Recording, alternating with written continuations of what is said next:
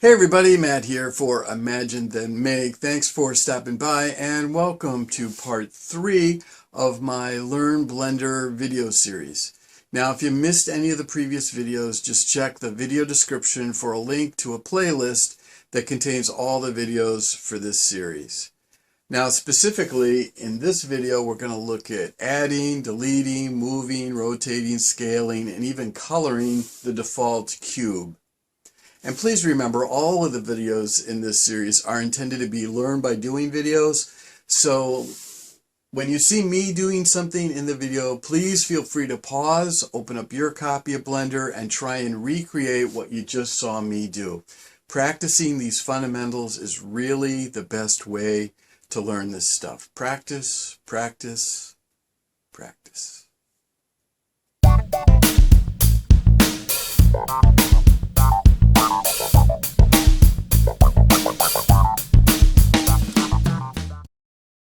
Okay, I just launched my copy of Blender. It's version 2.93.8. I'm going to left mouse click into the 3D viewport just to get rid of the splash screen. I'm going to press the N button on my keyboard just to bring out the side panel. And I'm going to activate the screencast keys that I talked about in the previous video just to make it easier for you to follow along. Okay, so the plan for today's video is we're just going to practice some fundamentals. And again, these are learn by doing videos. So whenever you see me doing something in Blender, feel free to pause the video, open up your copy of Blender, and try and do what you just saw me do. It's really the best way to learn this stuff. Okay, so the fundamentals we're going to practice. We're going to select objects in the scene, and we're going to delete them. We're going to add a default cube, we're going to move it, we're going to rotate it, we're going to scale it, and we're going to color it. Okay, so there's roughly 6 or 7 main fundamentals, and we're going to show a couple of ways to do each of those different things. As a beginner, it might be easiest just to work with the very visual toolbar and menu items over here, or I'm going to introduce some hotkeys or shortcut keys. Once you get familiar with a few of them and you practice using them, you're going to find that it's much faster and more efficient, and which makes it more fun to use Blender. So let's jump into it. So the 3 things in the default scene when Blender starts up is a camera, a cube, and a light. So what we want to do is we want to select all 3 of these things and then delete them just so we can start from scratch. So there's a bunch of different ways we could do it. I could go up here and left mouse click on the camera.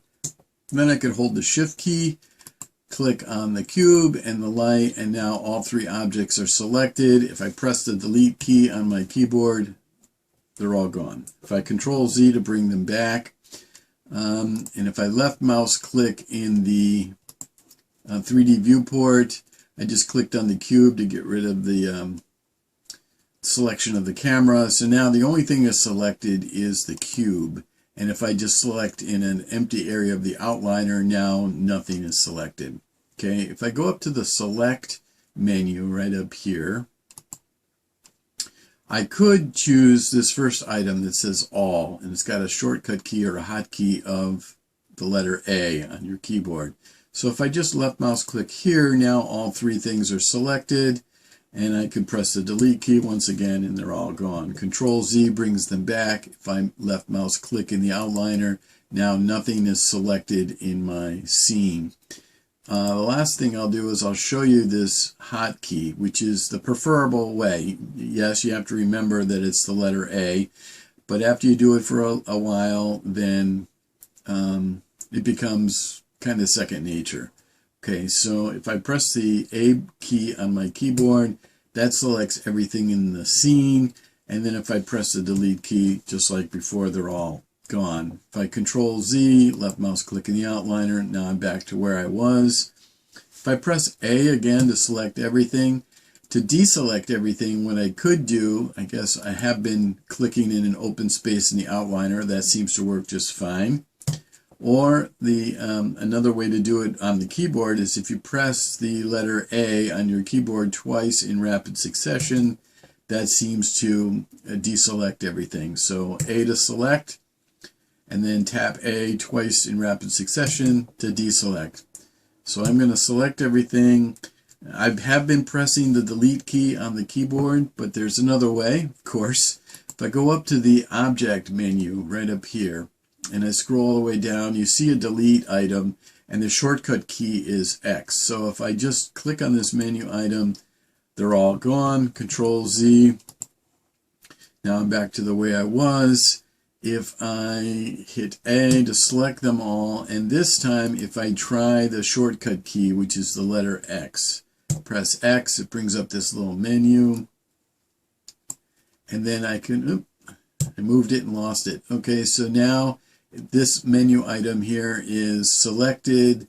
If I just left mouse click, then it applies it, and now everything is gone. So the preferred method that I use, only because I'm getting more and more familiar as I practice, because we're all learning Blender together, I'd like to use the A key to select everything and then the X key to delete things. But it is a personal preference, so that's kind of up to you. The other thing I'll do is I'll uncheck the floor just to make the space here a little less cluttered. And let's remember that this is the coordinate system that Blender uses to keep track of where everything is in the scene in 3D space. So the red axis is the x-axis, the green one is the y-axis, and the blue one is the z-axis. If you don't want to see any of them, you can click on these buttons and boom, there's no more axes visible. I generally keep X and Y always active, and then sometimes I'll leave Z visible. I think I'll leave it visible for this video just to give you a kind of a reference point. Okay, so let's go ahead and add a cube now. We're going to add the default cube, and like with everything in Blender, there's a couple of different ways to do it. There is an add menu up here, so if I mouse up to that and then choose mesh, it gives me this little side menu, and there's cube right there. If I left mouse click, there's my default cube. Now, the interesting thing to try and keep in mind here is, where does Blender decide to put the cube when it adds it to the scene? And the answer to that is that Blender will put the origin of the cube, which is this orange dot, right in the middle of the 3D cursor, which is this kind of funny looking symbol here. Okay. Now, from the last video, I showed you that you can click on this button here and you can move the 3D cursor anywhere you want in 3D space. There's more elegant ways to move the 3D cursor. We'll definitely get into that, but just to show you or prove to you, demonstrate to you that when a new object like a cube, because that's what we're working with in this video, when a new cube is added to your scene, the origin of the cube, which is marked with an orange dot, is placed in the middle of the 3D cursor wherever this is in 3D space. So if I go back to add, mesh, cube, it adds a second cube right where the 3D cursor is. So that's an important thing to keep in mind. Okay, so I can Control Z to get rid of that.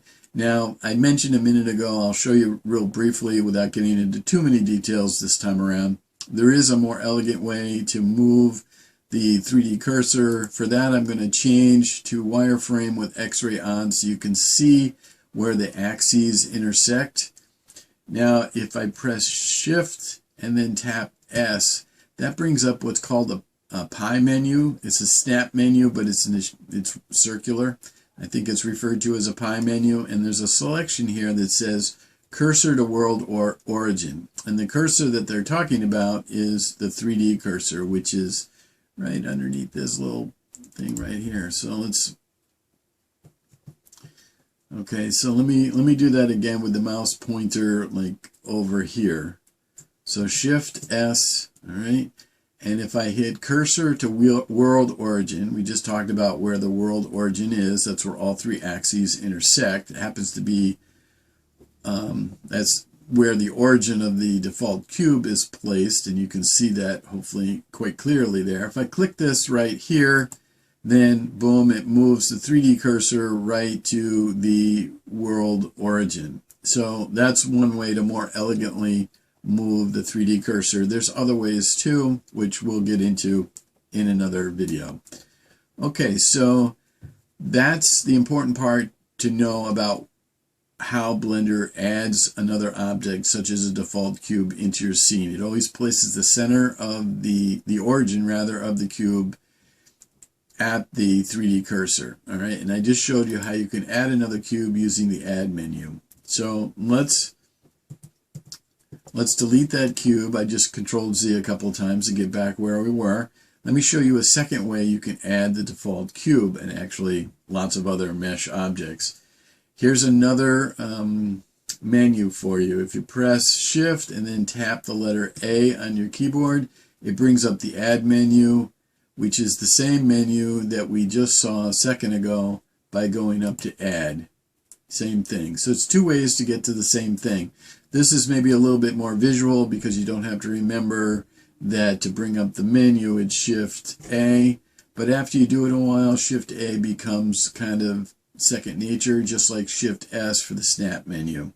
Again, it's kind of practice, and these things you just absorb them and it becomes intuitive. Okay, so if I click right here, then there's another default cube placed with the origin of the cube right at the 3D cursor, which happens to be located at the world origin. I think I said that how many times so far? 2, 3?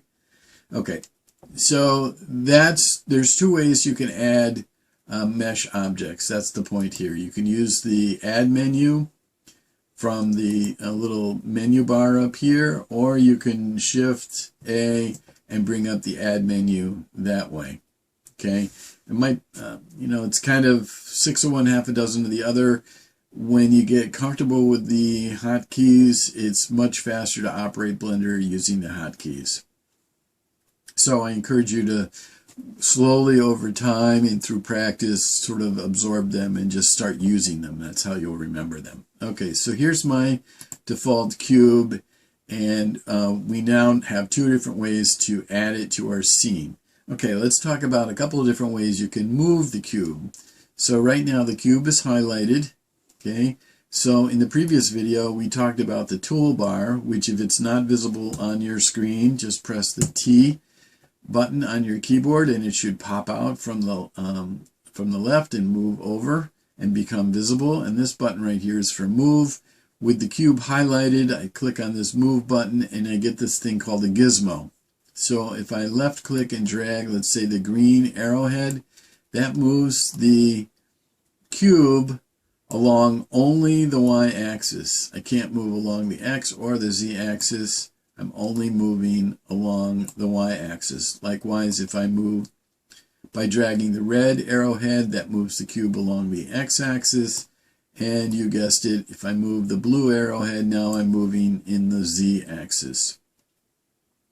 So that's all pretty straightforward, and you can see it's pretty visual. And by kind of moving along, and if you rotate and zoom in and out, you can get pretty good control over where the cube is in space. So let's try and demonstrate that a little bit more visually. So let me move this cube out of the way. Okay, now let's add another cube. So I'm going to use the Shift A method just because I'm more comfortable with that. And here's a second cube. Okay, and you can see it's named in the outliner as cube.001. So I have two cubes.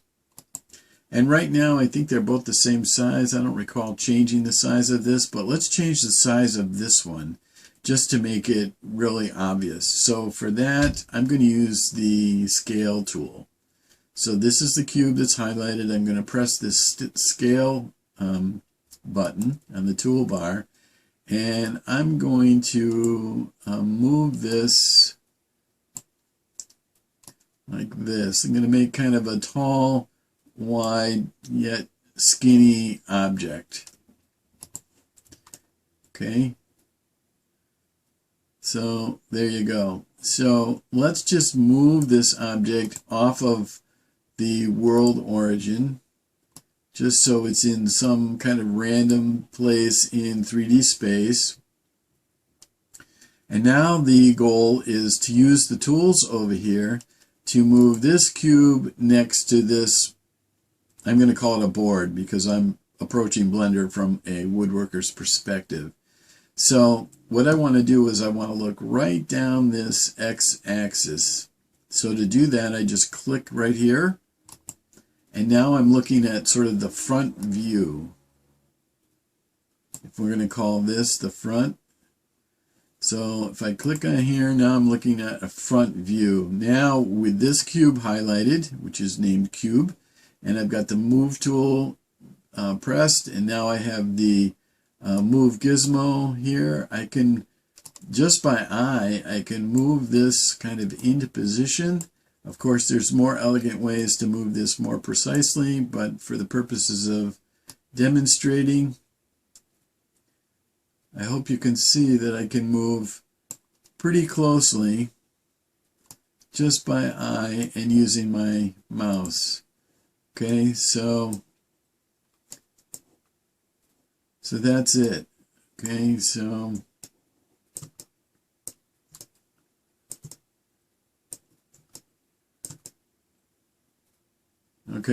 as a woodworker, I'm oftentimes cutting parts of various shapes and then joining them together. So that's kind of the exercise I did here using the move tool. Okay, so we talked about the move tool and using the move tool on the toolbar rather, but what if you didn't want to use the toolbar? What if you wanted to use another tool? So of course there's other tools, there's keyboard shortcuts. So let's get rid of the move gizmo. Now the keyboard shortcut for moving is G. So I've got my cube highlighted. If I press G and then move my mouse pointer around, you can see I'm moving in 3D space, kind of freestyling it. Okay, so if I press escape, now if I press G again, and this time I press Y immediately following, now the motion of the cube is constrained to only the y-axis. If I press escape, G, X this time, now I'm constraining the movement only along the x-axis, and you guessed it, if I press G and then Z, now I'm constrained along the z-axis. Okay, so let's try and move this cube against this board just by eye, just using the new tools that I just described. So here, this time I clicked on the blue button with the Z in it. That gives me a top view. So with my cube highlighted and I click G, I hope it's obvious that what I want to do now is press the Y button because I want the cube to move along the green axis, which is the Y axis. So if I do that and I get pretty close, if I press the left mouse button to kind of lock it into place, and now I can mouse in and I can see what the gap is. So G and then Y, left mouse button, and there you go. It's pretty close.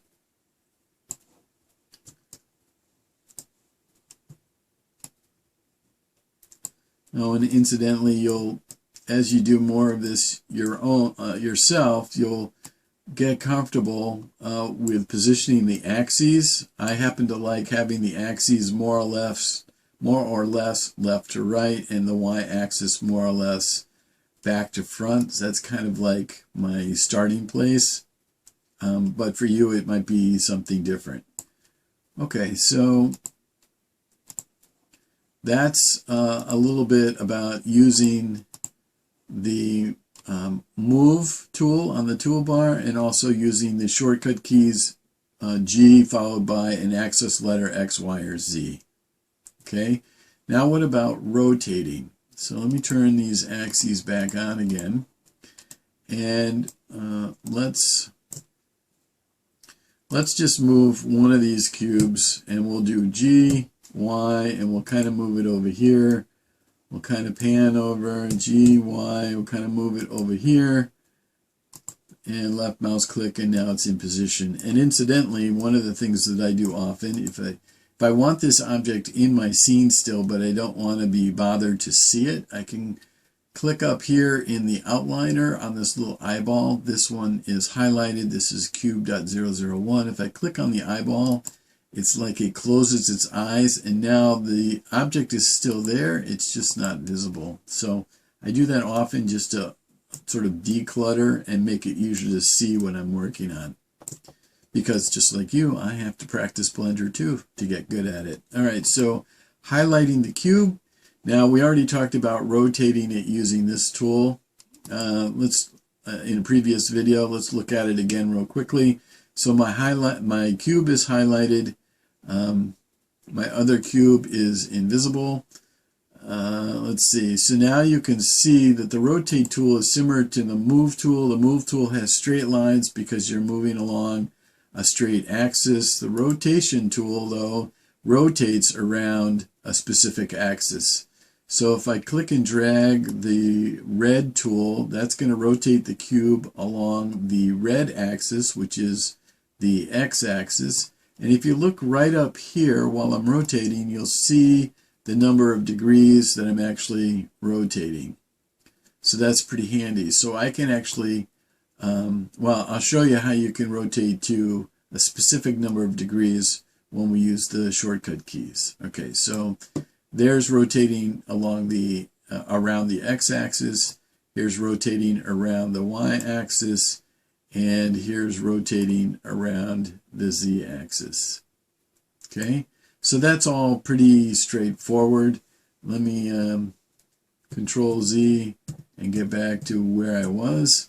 Okay, so for shortcut keys, just like G is the shortcut key for move, G happens to stand for grab. The shortcut key is maybe a little easier to remember. It's R. So with my cube highlighted and I press the letter R, now I can rotate, and it doesn't really, I'm not sure really what it's rotating around. Okay, so I can escape to get out of that. Now if I press R, and this time I press Y to constrain rotation around the Y-axis only, now you can see the cube rotates around the green axis, which is the Y-axis. And I can move it to some amount, left mouse click, and there it is.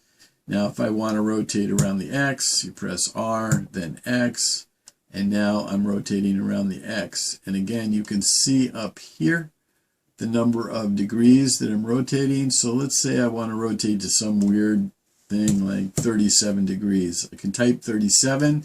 You can see it displayed in the upper left-hand corner. If I press the Enter key or the left mouse button, that locks it into position, and there you go. Now, if I want to rotate around the Z-axis, you probably guessed it, R and then Z, and now I can rotate around the Z-axis.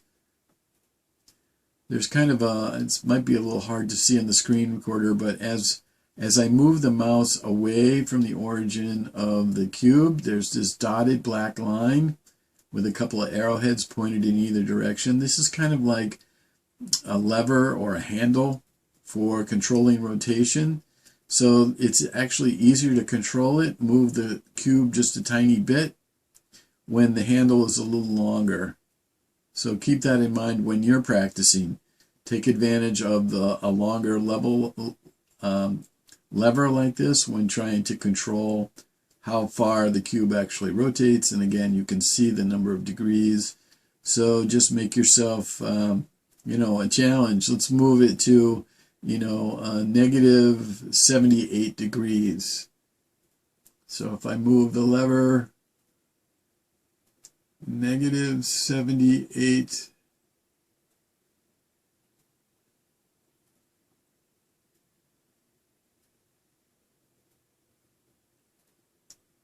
That's getting pretty close. Okay, so if I left mouse click there, that's pretty close. It wasn't exact, but again, practice. Okay, I think you can also, let's do Control Z a bunch of times. Okay, so I'm going to highlight my cube, and let's do R and then Y, and let's type in a number of degrees this time. Let's type in 45. Okay, and then Enter. Okay, so I didn't touch the mouse at all. It was just keyboard keys being pressed, and I hope you can see that the cube rotated 45 degrees. Okay, matter of fact, if I Control Z, and then I think up here there's a redo, which is Shift Control Z. Okay, Control Z, Shift Control Z. Okay, so there is a way to constrain the amount of rotation using the keyboard shortcuts. That's kind of what I was trying to demonstrate. Okay. Okay, so that's moving and rotating. Now, what about scaling? Okay, so if I Control Z a bunch of times, oops, let's make this invisible still. Here's my cube. Now, I think when I created this shape over here, I used the scaling tool over here. So I think you already saw me do that. But what if you want to do it via shortcut keys, hotkeys? Well, you might guess the scale shortcut key is the letter S. So, and there's a lever again. Maybe it's a little hard to see, but it's there. And because I didn't type in an X, Y, or Z following the S command, it's scaling in all 3 dimensions at the same time. I press escape, this time scale X. Now it scales only along the red axis, which is the X axis. Press enter, that locks it in. Scale Y. Now I'm scaling with regard or respect to the Y axis, the green axis. Press enter. And then if I S and then Z, I can scale right down and then press enter, and now I've got a scaled piece. Okay, so we've gone through move, rotate, and scale on the toolbar, and also move, rotate, and scale keyboard shortcuts. That's G for grab for moving, R for rotating, and S for scaling. Okay, so let's Control Z. Well, let's leave this kind of rectangle right here, and we'll make my other piece visible. And we're going to rotate this one. So let's use the keyboard shortcuts, and let's go R, and I want to rotate around the Z axis. Z, and then I want to rotate, let's call it 90 degrees, and then press enter. Okay, so if I wanted to measure or move this one toward that one by eye, I would probably want to look at this view, and then I could use G and then Y and then slide this in.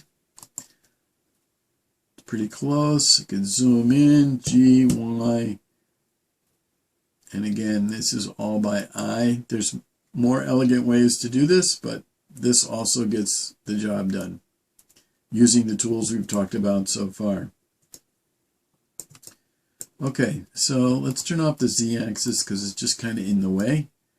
And likewise, let's take off the X and the Y just so you can see what that looks like. All right, so now what I often do when I'm designing parts for something I might eventually make out of wood, because again, I'm approaching Blender from a woodworker's perspective, I tend to want to color the parts just to make them more distinguishable from each other. So let's do that. So I'm going to move the 3D cursor out of the way, and then we're going to color this object right here, which is named cube. All right, so in order to do that, I've highlighted it. I'm going to go down to Material Properties. So I'm in the Properties editor, and then this is Material Properties. And remember, in order to see what any material actually looks like on our object, we have to be in Material Preview mode. So I'm going to click on that button. Material Preview, right? So I'm down here, and I've got this cube highlighted. I want to change the color of it. So I'm going to click on New. And then I'm going to click on this base color and a little color wheel pops up. And I'm going to choose, let's choose something pretty vibrant, green. Okay, and so there it is. That's how easy it is to change the color. Now, if I don't like green and instead I want purple or pink or red or blue, let's do teal, right? A light blue. Okay, so my base color is set to that, and there it is right there. And once again, if I click on the solid preview, I don't see the material applied to the rectangle, but if I have to click on the material preview button. Okay, so now let's color this one. Oops. So I just did what you'll probably do often. You'll forget that you have something clicked. In my case, I had chosen the 3D cursor and I forgot about it and wanted to highlight this this part over here, and I clicked and it moved the 3D cursor there, which is not what I wanted to do. So one of the things you'll have to learn to do, maybe a little bit better than me, is to just remember or pay attention to, look at the screen, check to see what mode you're in and so on, because oftentimes I've found so far in working with Blender, when something doesn't work, it's because I might be in the wrong mode or I'm clicking the wrong thing. So it might be worth noting that so far in this entire video, I've been working in object mode. There is another mode called edit mode, which shows you the vertices, edges, and faces of your item. We're not going to do anything with edit mode in this video. We will in upcoming videos. So just pointing out that everything done in this video is in object mode. So if you're trying to recreate what you see me do, just verify that you're in object mode. Okay, so now we've got my select button clicked over here. We're going to click on this cube. We could have just as easily clicked here to highlight it. We want to click new. And let's change the color. Right now we're on this part of the color wheel, so let's go all the way across and choose something that's very different. And we'll choose kind of an orange. Okay. So that shows you how to color the parts. And like I said, I use this very often just to help me see where the parts are meeting or joining up. So that's how you do that. I think we're going to call it a wrap on this video for now. We covered a lot. Remember, pause the video, open up your copy of Blender, and practice what you see me do. We did selecting and deleting all the objects in the default screen. We added the default cube in a couple of different ways. We moved it in a couple of different ways. We rotated it in a couple of different ways, and we scaled it in a couple of different ways. And then we colored it by changing the material, and we can view it by being in the material preview style of viewport shading. Okay, so that's a wrap for this video. I hope I see you in the next one.